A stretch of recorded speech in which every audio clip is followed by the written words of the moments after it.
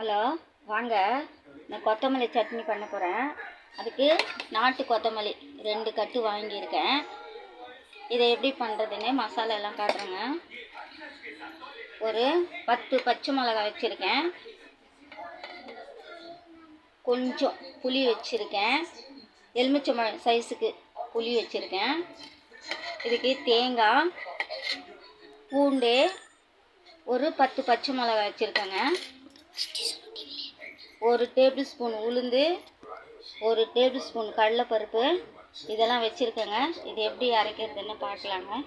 அதே மாதிரி வந்துட்டு இந்த கொத்தமல்லி சட்னி நம்மளுக்கு ரொம்ப ரொம்ப நல்லாயிருக்கும்.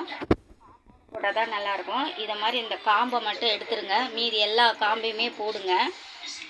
கொத்தமல்லி சட்னி ரொம்ப நல்லாவும் இருக்கும். இப்போது கடாய் வச்சுட்டேங்க. இப்போ அதில் 1 டேபிள் ஸ்பூன் எண்ணெய் விட்டுக்கலாம்.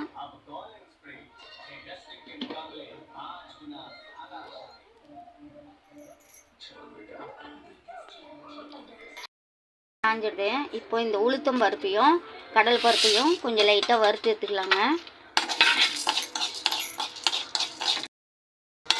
உளுத்தம் பருப்பையும் கடல் பருப்பையும் வறுத்து எடுத்துட்டேங்க. இதில் பூண்டு போட்டுக்கலாங்க. பூண்டு போட்டு ஒரு வறுத்துக்கலாம். அடுப்பு சிம்மிலே வைங்க. பூண்டு போட்டாச்சு. இப்போ பச்சை மிளகாய் ஒரு வதக்கிக்கலாங்க.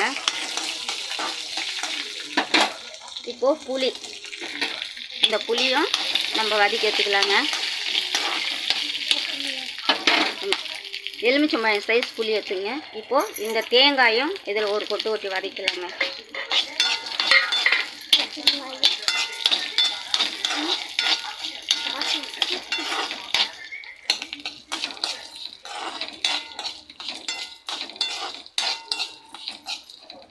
இப்போது இதை ஒரு பாத்திரத்தில் நம்ம கொட்டிக்கலாங்க.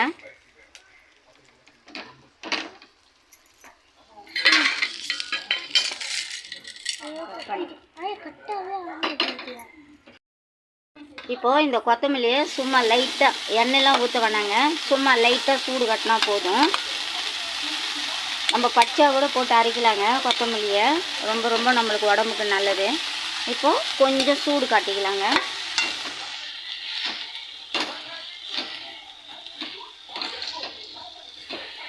இங்கே லைட்டாக சூடு காட்டியாச்சு.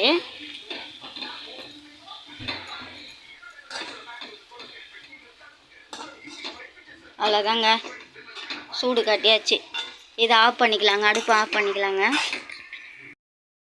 இப்போது நம்ம இந்த சும்மா லைட்டாக எண்ணெயில் போட்டு எடுத்ததெல்லாம் இந்த மிக்சியில் கொட்டிக்கலாங்க. இந்த மிக்சியில் கொட்டி நம்ம இதை நல்லா அரைச்சி எடுத்துன்னு வரலாங்க. அதுக்கப்புறம் கொத்தமல்லி போடலாம்.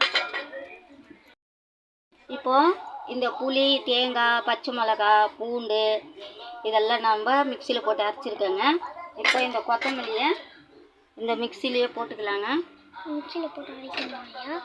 மிக்சியில் போட்டு நல்லா அரைச்சிக்கணும்.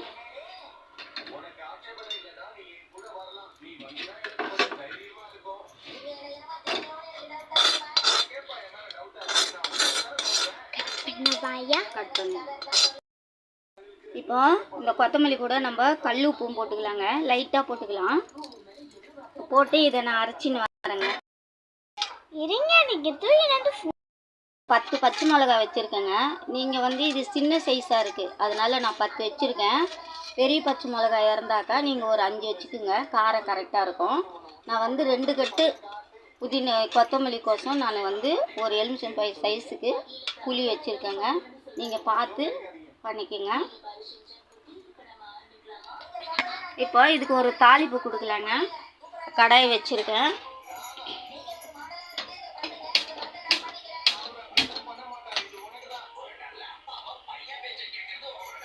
ஒரு 2 டேபிள் ஸ்பூன் எண்ணெய் விட்டுக்கலாங்க.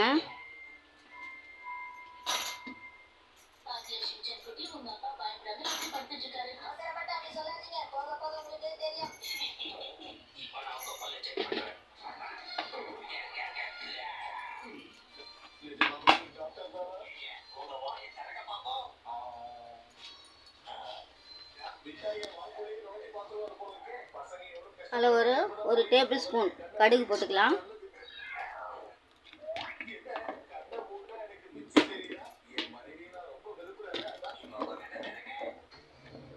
கட் பண்ணி கடுகு போட்டுக்கீங்களா? கடுகு இப்போது கடுகு பொரிஞ்சிடுச்சு. 2 காஞ்ச மிளகாய் போட்டுக்கலாம். கொஞ்சம் கருவேப்பிலையும் போட்டுக்கலாம்.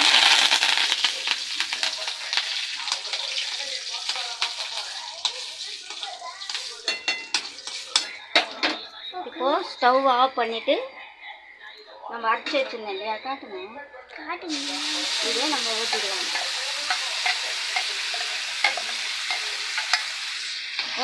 கொத்தமல்லி சட்னி ரெடிங்க. கொத்தமல்லி சட்னி எப்படி இருப்பாங்க, இப்படி பண்ணோம்னா நம்ம சாதத்துக்கு கூட வச்சு சாப்பிட்லாம். ரொம்ப ரொம்ப நல்லாயிருக்கும்.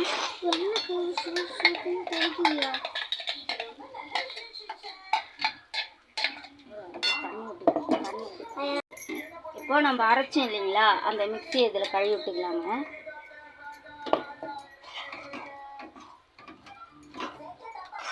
கொத்தமல்லி சட்னி ரெடி.